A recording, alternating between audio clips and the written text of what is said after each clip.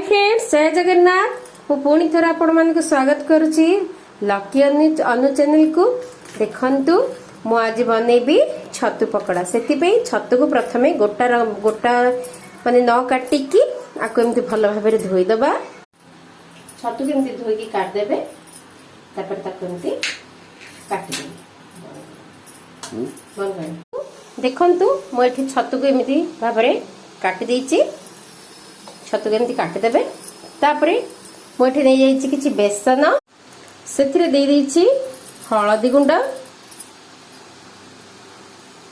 लंका गुंड, स्वाद अनुसार लुण, शेष अल्प किछि मसला गुंड।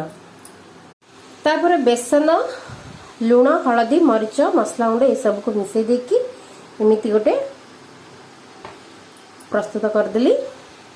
तापर गोटे कड़ाई बसिकी से देदेली किछि फ्रीडम तेल। देखंतु एठी हमर तेल गरम हे आसलानी, तो एथिरे हमें पके दबा बे छतु पकोड़ा। देखंतु मेठी जेंति बनै की रखिथिली सेथिरे एमति छतु सब पके देली। देखंतु एमिति आपण याकु बुड़ेबे। देखंतु गोटे गोटे देबे।